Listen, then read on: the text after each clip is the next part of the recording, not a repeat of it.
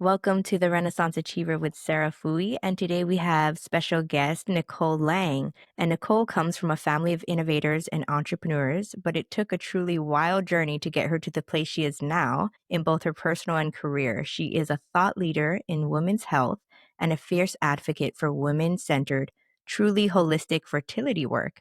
But that's really just the tip of the iceberg. She aims to change healthcare culture and make the world healthier and more abundant in all that she does. And she is calling in from Minnesota. And hi, Nicole. Thank you for being here today. Thanks for the invitation. I'm excited to be here. And I have never met Nicole, and this is my first podcast that I'm doing with a total stranger, which is fun. Most people I've met at a conference, even if we didn't know each other well, or we followed each other on Instagram, and this was just out of the blue. And I just asked Nicole, how did she find me? And she said that AI suggested my podcast to her. Is that right? So Yep. thank you, Chat. Chat has my back. He knows, I mean, he's a fan Claude. of my I, I like Claude, or and yeah, Claude. Claude Claude definitely. is a fan of my podcast. Thank you, AI. So I love that. That's so cool. I never thought of finding podcasts in that way. And that's such a smart way to do it. Every time I hear from someone else of a new way to use AI, I'm like, oh, so smart. I never thought to ask that. So I love it. And you are an acupuncturist. Is that right? That is correct for the last 18 And years. you also do fertility work. So tell me more, what does that all entail? And first, I have so many questions for you, but first tell me, what does that fertility work look like for you in your holistic approach? Yeah, so when I started my practice, I thought I just wanted to see women, and I was interested in trauma because of my own lived experience. And so I was like, that's what I'm going to do. And I really dug in deeper beyond my master's degree in those areas. And then within about 6 months, I had a wait list that was primarily people trying to get pregnant or dealing with pregnancy losses, because it is such a traumatic experience. And it is the intersection of femininity and identity and trauma and trajectories of your life and the unknown. So I have been learning and loving that piece of that equation for 18 years. And that is about 90% of what I do is people who are trying to conceive or in subsequent pregnancies after fertility struggles. And some things that we've discovered since then, or that the research has shown. So we knew early on, like in the 90s, there was research saying that going through fertility struggles is as anxiety inducing and depression inducing as having cancer. And so something that more modern research has shown is that about 50% of people who go through fertility struggles have PTSD. The majority of those are complex PTSD cases. And I really am a strong believer that some of that is inherent with medical conditions and the unknown and the lack of control of complex medical situations. But a large amount of it is really caused by the fertility culture and the fertility treatments being unnecessarily not person-centered and patient-centered or education-focused. So I'm aiming to change that piece of the trauma equation one story at a time. So let me make sure I capture this correctly. So you do a trauma focused approach to fertility work. And what you're saying is that, well, we know that fertility struggles is traumatic, right? And you're saying it's as traumatic as having cancer, but you think a lot of it has to do with the procedures and the healthcare and how they're not really taking in the whole person in how they're facilitating the treatment. So when you say like trauma, is it just with pregnancy loss or not being able to get pregnant? Or is there also factoring previous trauma that may have happened, sexual trauma or other things that might have happened, maybe abortions that they are carrying? Does that affect their fertility and their treatment as well? Absolutely. There's really solid research on early ACEs and trauma and sexual assault and all sorts of traumas influencing more adverse fertility outcomes. So longer time to conception, harder pregnancies. And so there is absolutely a predisposition in some cases. You've talked in your show about sort of neuroplasticity, and I know you do EMDR, which I'm a huge fan of, and interfamily systems work. Just some of that sort of learned hypervigilance, doing everything yourself, never letting your guard down, that is really in direct opposition to where the body wants to be to reproduce and to digest and to rest, right? So when we have that sort of built into our system for lots of very valid reasons, but we've never taken the time to sort of do that that processing in an evidence-based way with something like EMDR or somatic therapies like acupuncture. And then we add fertility on top of it, that's going to compound it.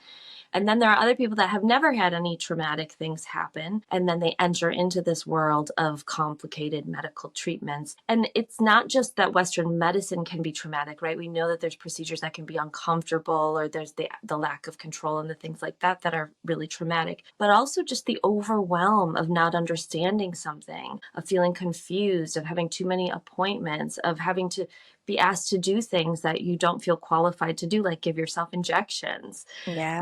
These are things that are just compounding, which add to that complex PTSD of ongoing sort of lack of felt safety in a Yeah. person. And now we're making a treatment that already is medically needed more uphill unnecessarily. Because if we made it less overwhelming and we made people feel more equipped and we made people feel safer along the way, then the rest of it would be easier to tolerate and less traumatizing. And when you say make them feel safer, it's really in just your delivery of taking the time to sit with the patient and explain it and answer their questions and fears and walk them, like kind of handhold them a little more instead of how we're typically kind of just push through appointments and be like, here, take all this and this, and then come back Yeah. to me in a month, right? So it's just really in how you're delivering. Is that what you mean? Including in acupuncture, right? There's a way to get Right. acupuncture where you hop up on the table and you get the needle stuck in and you don't really understand it and it probably works and you feel relaxed, but you don't walk out the door understanding how or why, and then you don't have Yeah. the tools to continue that or to come back to that unless you do another acupuncture session. So I'm a big fan of neuroception, the idea of neuroception. So inside, outside, and in between felt safety. So inside, we can actually, with acupuncture, put inputs and create cascades that will do things like change the brainwave patterns and change what parts of the brain are lit up on an fMRI. So we literally put people into rest, digest, and reproduce mode from a nervous system perspective, which is Can so you cool. explain a little more? This is with acupuncture. Yeah, that's the So acupuncture. for those who are not familiar with acupuncture, growing up when I was a kid, my neighbor was actually an acupuncturist and I babysat for her. And once we traded babysitting for acupuncture when I was like Yeah. 19. And so I had that experience, but that's the only time I've ever had it in my life. And I would love to learn more about, because I think a lot of people who are not open-minded to other Mhm. forms of healthcare and medical care. You know, they're just really Western-minded. It's because they don't understand Yeah. other things, and so it just seems like, why would sticking needles, like, that's woo-woo and qi, I don't know what qi is, right, and energy. So can you give a scientific explanation of how acupuncture works? Yes. First, I'll give a disclaimer that this is a very ethnocentric scientific disclaimer of Okay. like a Western way of explaining it. And of course, this is a medicine that's been around for thousands of years and Mhm. predates anatomy and physiology and all these modern techniques that we're using. But the way that I think about it is it's kind of like the acupuncture points are 400 thermostats on the body, like thermostats on the wall. And through thousands of years and lots of observation, we've said, okay, this thermostat is labeled for X, Y, and Z, and this thermostat seems to do these things. And so now we're living in a time where we can look at something like an fMRI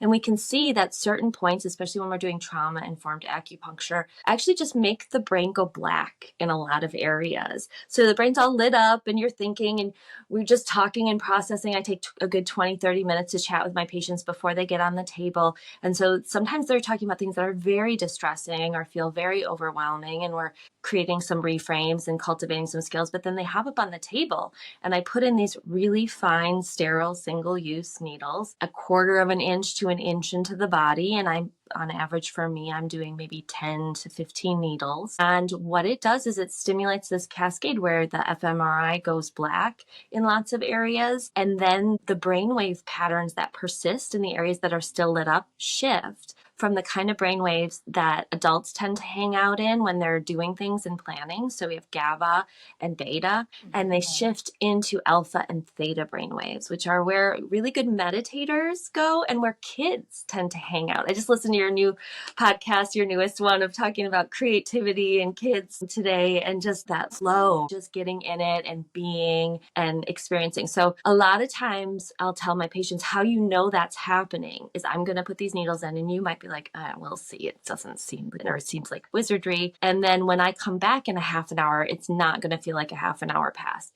And in most cases, if I were not achieving that in a person's nervous system, they would be very stir crazy or more worked up, or just thinking about their screens or thinking about things. But they'll say, okay, and then I'll leave and I'll come back in 30 or 35 minutes and they'll be like, no, that was like 15 minutes. And Wow.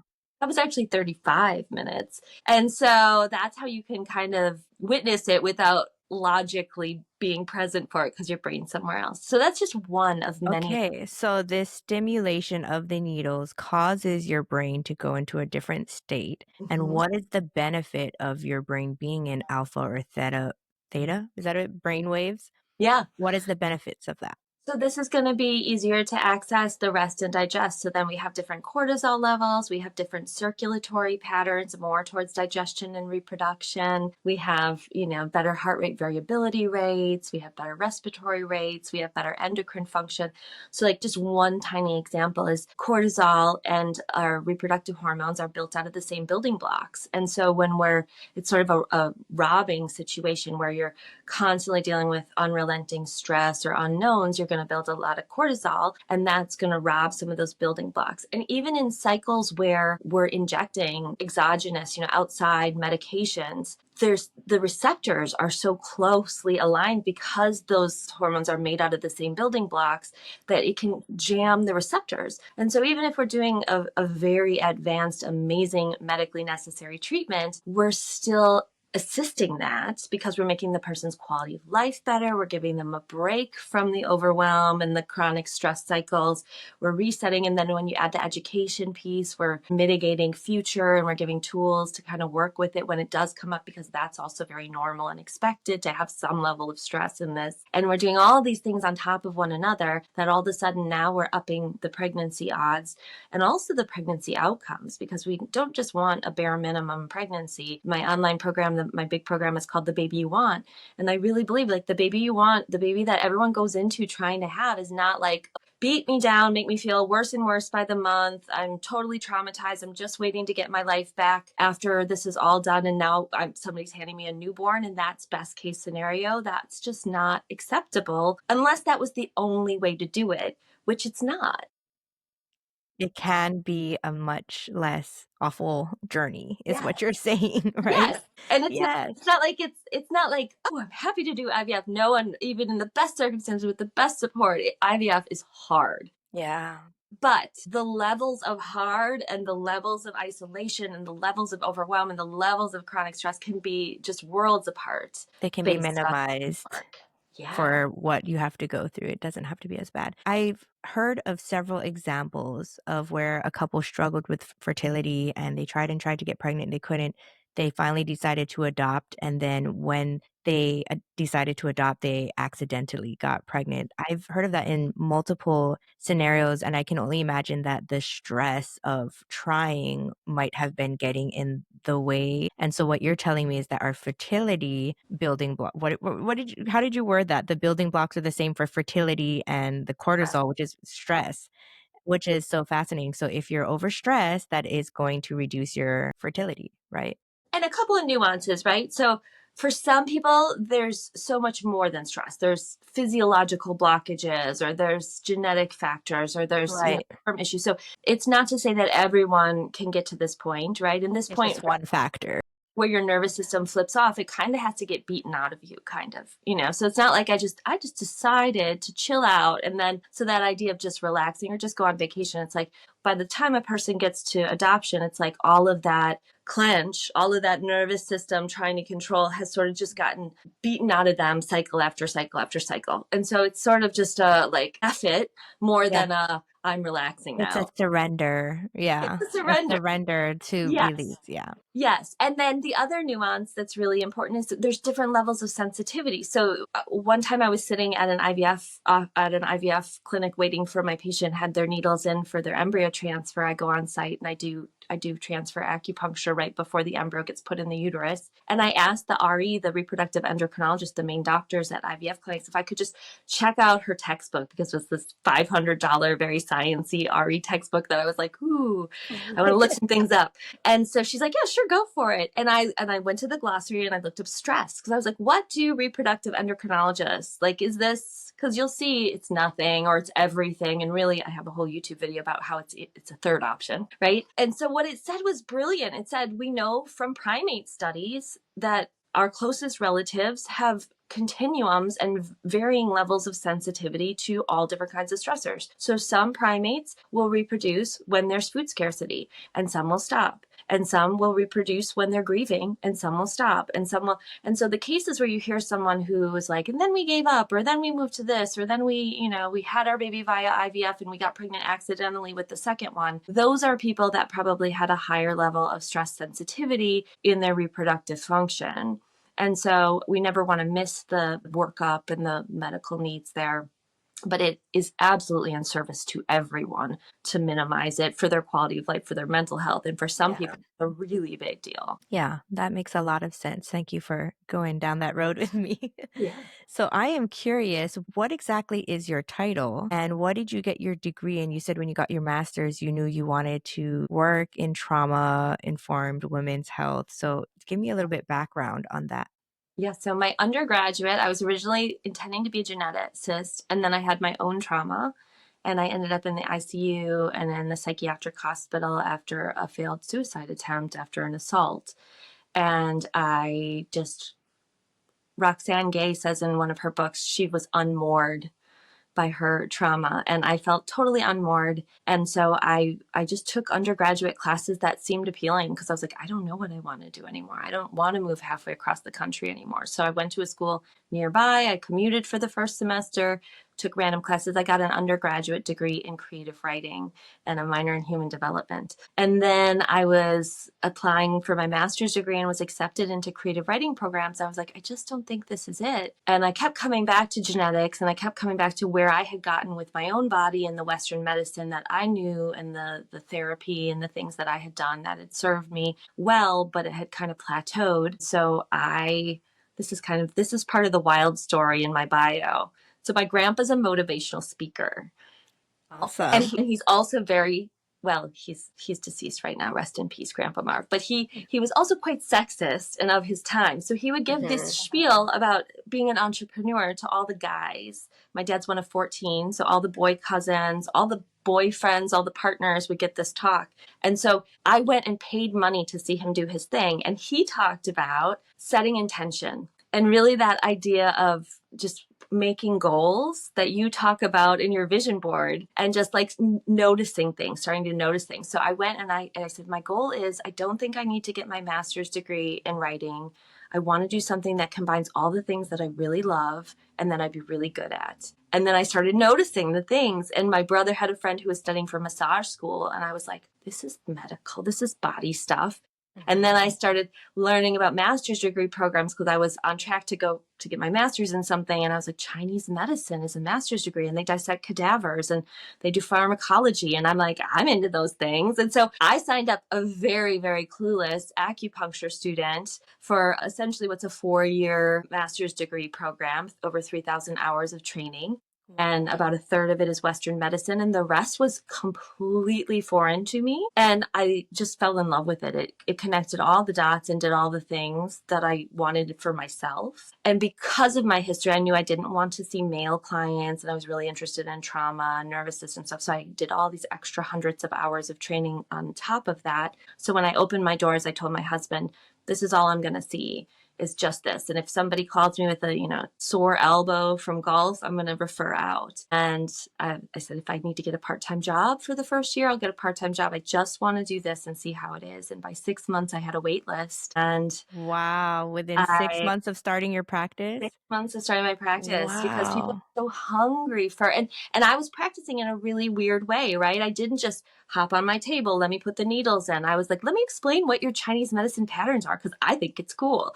let me explain I love how trauma that. I works. wanna know. I wanna know all those things. Yeah, so I go Wow. slower. See, my visits are still every single visit is an hour and 15 minutes long, and we have time to do the chatting and the education and the processing. And then we do the somatic stuff where I'm actually doing the things to the person's nervous system. And then we're decompressing and doing a little bit of hands on body work at the end before they head out with some Wow. tools. So I have a master's degree in traditional Chinese medicine, and I am a member of ASRM, which is the Association for Reproductive Medicine, Society for Reproductive Medicine. And yeah, I've been at about 1,000 embryo transfers, and it's just like Wow. makes my heart happy. I could not imagine having landed in a place that truly does all the things that I love and that I'm really good at. Like at one point, I thought about being a pastor. There's spirituality here, there's purpose. At one point, I thought about being a teacher. I teach so much. At one point, I thought about being a geneticist. There's all this science. At one point, I thought Right. about being an interior decorator. I have a beautiful clinic that's trauma informed so that it feels safe and feels calming just walking in. So it's really all the things. And if you would have told me that this is what I was going to do, I would have been like, that is totally wild.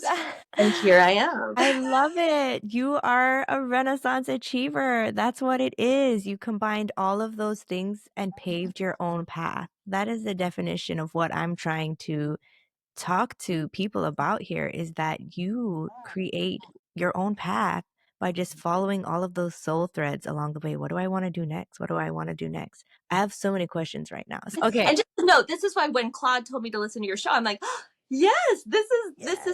this is such a connection. I love it. So, creative writing to Chinese Mhm. medicine. Did you have to go back and take a bunch of prerequisites to get into the Chinese medicine program? How did that work? I was missing one. So there were certain Really? prerequisites to get into Chinese medicine, but because I had a human development minor and I took the first 3 years of my undergraduate, I just took classes that I liked. I had a fair bit of science, I had Okay, that's good. communication. So I had to take a more advanced psychology class, which I took as a summer course before I started my master's program. And yeah, I was good to go. That's pretty awesome that you didn't have to take too much more because that's a big different leap, right?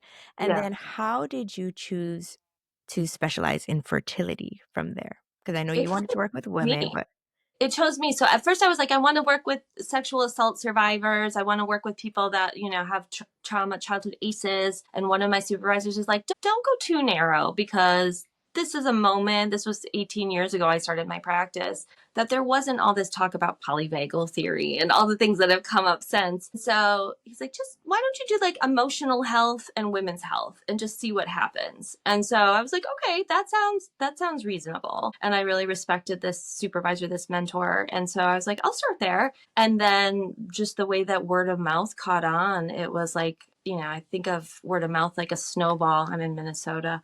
So, few flakes and a few, at first it feels like, and then all of a sudden it's just like, woo. And it was so much fertility, word of mouth, that's what I ended up doing. you ended up specializing in that. I think that's awesome. And I love what you said about how you're very clear about who you were going to work with and you were going to say no to everyone else. And that's the power of niching is when you are so sure of what you do want and you are choosing that path and not just making decisions from a place of fear and scarcity of like, I'll just take anyone who I will take. But because you are willing to really specialize in that and you're very clear on your intention, then the floodgates opened and like within 6 months here you have a wait list. Whereas I feel like it might have been a different experience if you were just taking anybody and, you weren't sure what direction to specialize in. So that Yeah. clarity and also the faith to really follow the path that's right for you, right? Instead of making decisions from a place of fear.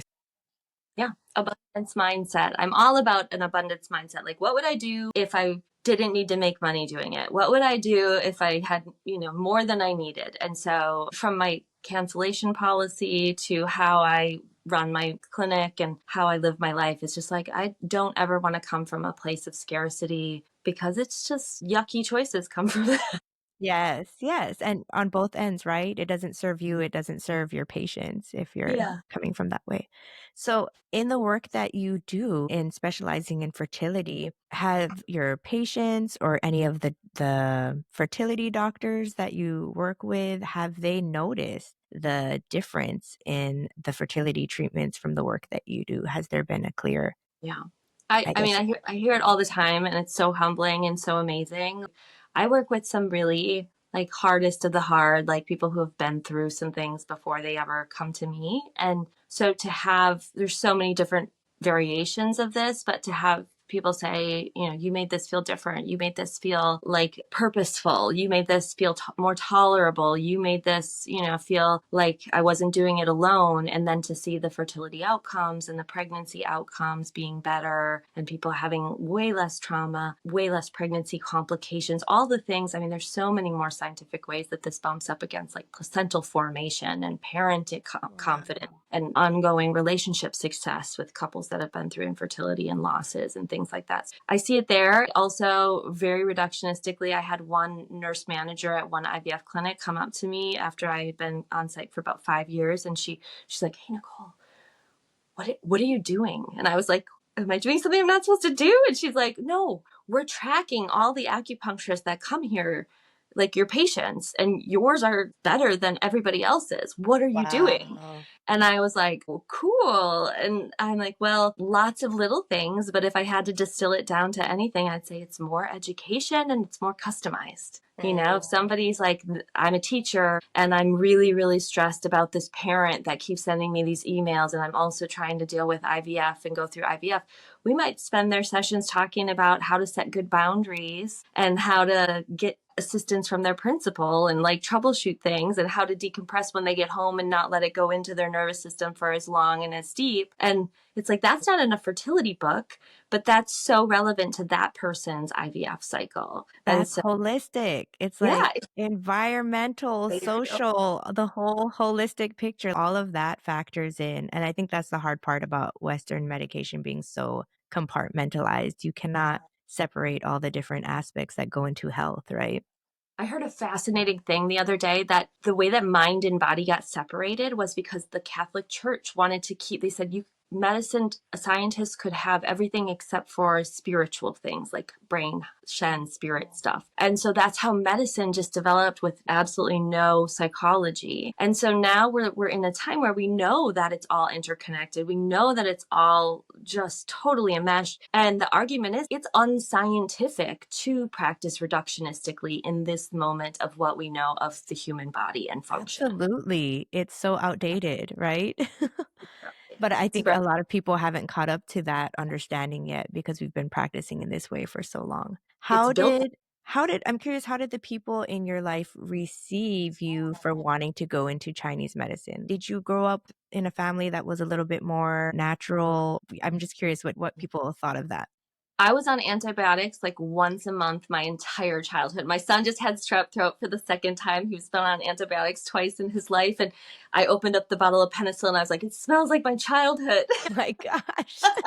I I had Doritos in my lunch when I showed up for my first day of classes. I had no woo woo, no emotional intelligence, no trauma informed, no holism. It was just, you know, pick yourself up, Midwestern, very loving parents, but with a lot of generational trauma, a lot of generational trauma. And so, and as the oldest firstborn daughter, just a nervous system that was like, I say, when you have that sort of childhood, it's like your little neurons are like a little horse pulling a cart up a mountain every day. And it's up the mountain, up the mountain, up the mountain. And it becomes so cognitively familiar. And so it's like, this is a super highway. We go up a mountain. That's how we live. And the idea of actually relearning that, utilizing neuroplasticity and the things that I've worked for many years in myself and in my practice to help people understand is that there's this whole pasture here that I didn't, as a kid, even, it's like, you don't go in the pasture, go up a mountain. You got to go up a mountain so you don't rock the boat. And so getting cognitively familiar enough that the pasture doesn't feel dangerous is the first step, because it really, you know, this as a therapist, I'm sure better than I do, just how it's not just as simple as, well, you have to choose these things. You have to let people help you. You have to delegate. That feels cognitively dangerous Yeah. on a conscious level. And so you have to work through that remyelinization and that reconnecting those neurons and that sort of decompressing that history. And the pasture is just being at ease, Yeah. Like right? Is your creative writing coming in. You're poetic when you talk, and I love it, I but I'm love an like, analogy. I love the analogies. I'm like, "Okay, I see the creative writing coming in." And so what you're trying to say, I'll reframe for those listening, is that constant going up the hill is this nervous system just holding in stress and always hyper vigilant, right? Tense, doing things, having to maybe perfectionism or things like that, right? Hardworking, and the pasture is just allowing yourself to be at ease and feel peace, and that is a learned skill for a lot of Absolutely. people.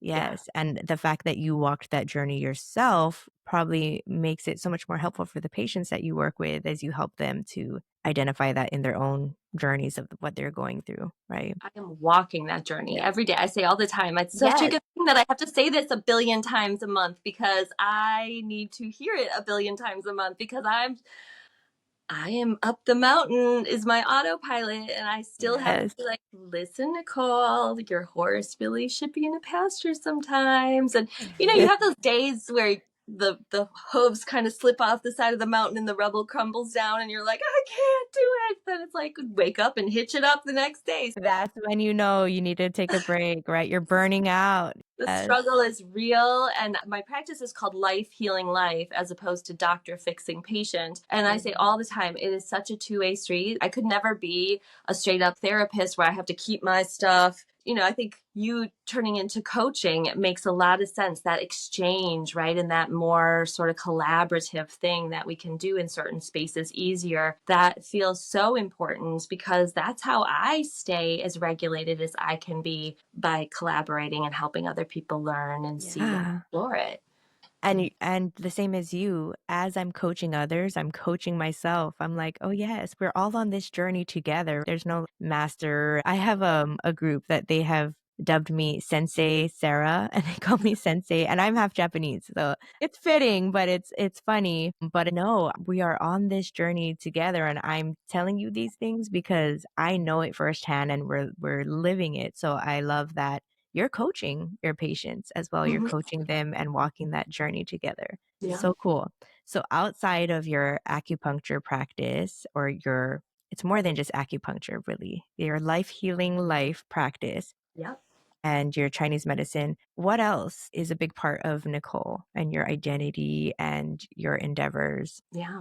I mean, education is huge. So I do a lot of writing. I do a lot of content creation. I have really enjoyed starting to do podcasts, being a podcast guest, because it's so fun to collaborate as a solo practitioner. So that's increasingly a fun part of my practice. And then there's just this whole other, like, how do you cultivate a life that supports the kind of nervous system regulation that you need to have this sort of practice? So some of the twists and turns that happened after I started my practice, my husband has a demyelinization genetic disorder, where his peripheral nervous system loses myelinization. So he's got some physical things that happen with that. And Okay, he was slow down. What's myelinization? Did I say so that right? the wrappers around the nerves, right, that make the Okay. nerves fire faster and conduct to his hands and feet, where Okay. and he also has an autoimmune disease. And so he was at a really stressful job, and I was like, I'm doing this big picture stuff. And he was really stressed, and he was unable to walk multiple days a month, and Wow. just really feeling overwhelmed by it. And I thought to myself, this is so not cool. I know what needs to happen for this to be better, but it took just this huge leap. And this is the entrepreneurial part of it. It's like,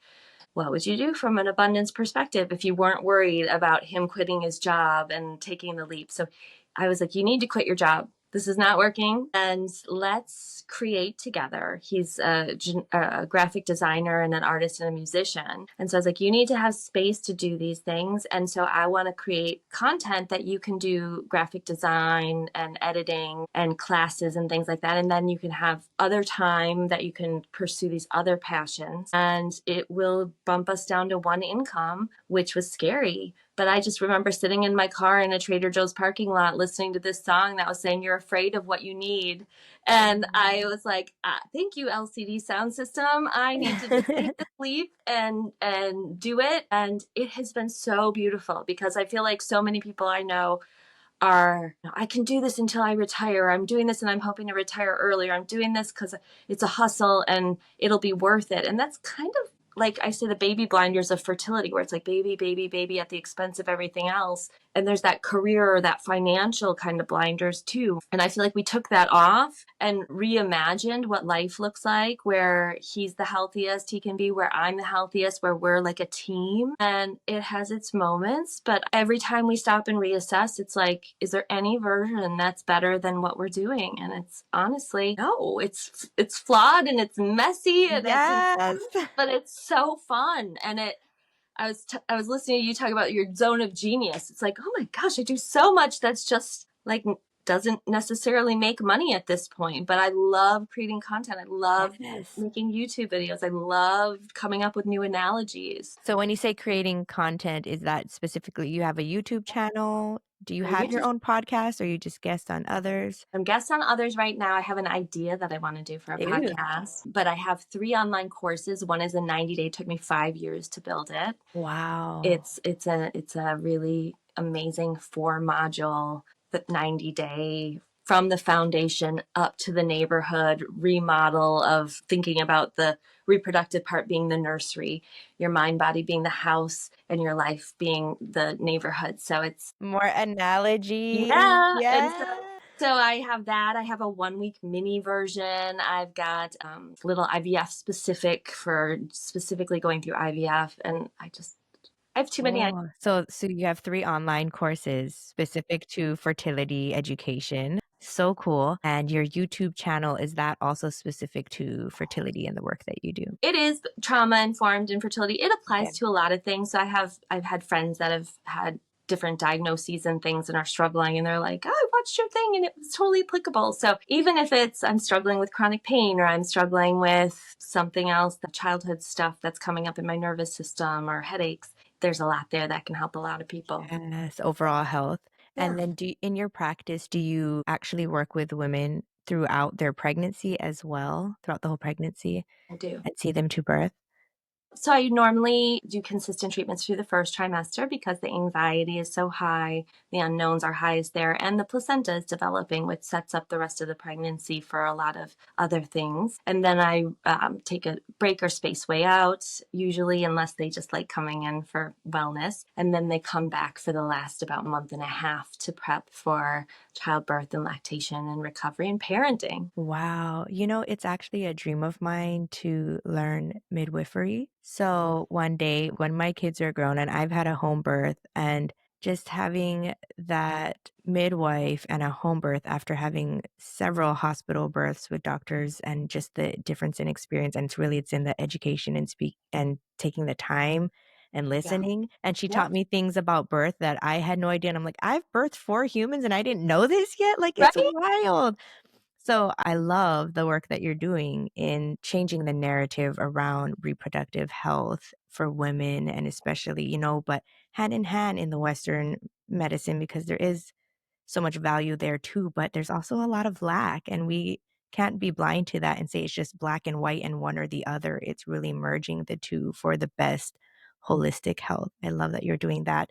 And backtracking to your husband's journey, if you've listened to my podcast episodes, I have a similar journey with my husband leaving his job to pursue film acting, which is wild, right? Like, who does that? From But policing, right? yes, from being a police officer, which his background was his education was in sound design for film, and Okay. we were both musicians. When we met each other, we were both singing in bands, and we wrote a song together, and that's kind of how we started dating.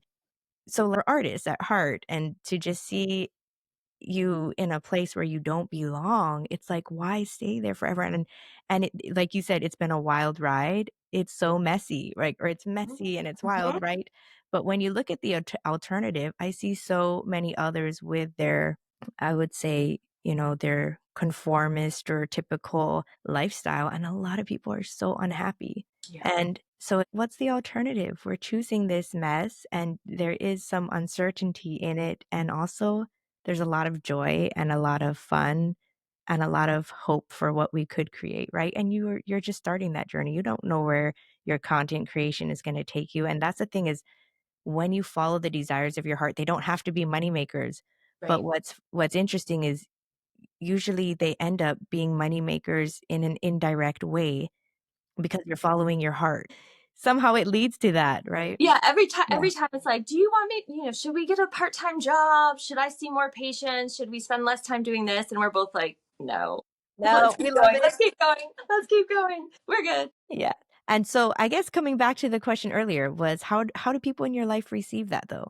Do your Yeah. family members, do they struggle with that, especially now with this extra different lifestyle with your husband? No, I think they're really supportive because they've seen it show up. At first, for sure, there was a lot of like, we'll see how this turns out. Mhm. Also, that was from when I had a home birth and when I did attachment parenting. And there's been a lot of like, Right? All the this judgment with feels that. this feels real woo, but we'll see. And then it's like, oh, look at that. You guys are well adjusted and, living a healthy, happy life. And so, yeah, they've really come around. And I think whenever I call my dad, he answers the phone, doctor. And I say, not a doctor. But he'll tell everyone how I helped him with his asthma and helped him with his health stuff, and it's brought us closer. I can see different patterns and different reasons why I went up a mountain that I could have been sort of bitter about or felt just sad about. And now I can see it in the context of everyone doing their best and everybody being connected and that meaningful relationships. And it just feels like it's life giving in all the ways. So when you invited me, it's like, ooh, we can talk about what I do and the entrepreneurial and the journey of the career. Yeah, I Fun, love it. fun podcast for me to be on. Thank you so much for being here. And where can our listeners find you and also your courses that you have online? Everything is on lifehealinglife.com. There's a tab on top that says online education, and that'll take you to a page that has fertility freebies. Those are guides that are free, acupressure guides, really extra stressful times coping things, following your cycle, learning how to follow what your cycle is doing and when, if you have irregularity. And then my courses are there, my YouTube, my blog, everything lives there. And I'll put links in the show notes as well. I'll get those from you so we can just get direct links to everything. And I like to ask this question at my end of my podcast, but what is a dream that you have that maybe not a lot of people know about, an unfulfilled dream? Unfulfilled dream. When I am done doing this work, which will be a very long time into the future, I hope, and I think I would also like to do training to become a death doula. So Mm. when I'm elder, I think that would be the next step of the journey because I think there's so many crossovers for actually the start of life and the end of life with the lack of control. That is really beautiful. And I have had interest in that as well. I am a social worker. And so I have worked in hospital social work and I was assigned to the ICU where we did deal with deaths or end of life conversations with family and things like that. And I remember one day just sitting next to a patient who knew he was going to die and he was just sobbing and just being in there with him and holding space. And it was very heavy, but spiritual. And then I also have this interest in midwifery and learning the birthing side. And so I have no experience in either of those, but they are such spiritual events in the Yeah. human experience that to be there and hold space and facilitate a smooth transition it's an honor to be a part of something like that. So I think that's a beautiful dream that you have. And a lot of people, well, explain what a death doula would be for a lot of people who are not sure what that Yes. would be. So people who are familiar with like a birth doula or a postpartum doula, like a person that's there just for the comfort and the support of the people going through the process. They're not there for the physiological process of the baby coming out but they're there to monitor the process of dying. It's just really to hold space, to see the person, to customize, to give education. And so just to make it feel like a more humane, more supported thing. Yeah, that's beautiful. Thank you for sharing that. I love connecting with you. We'll have to keep in touch because now we're Absolutely. friends. Absolutely. Thanks for letting me be your first non-known guest. Yes. Welcome to the Renaissance Achiever community.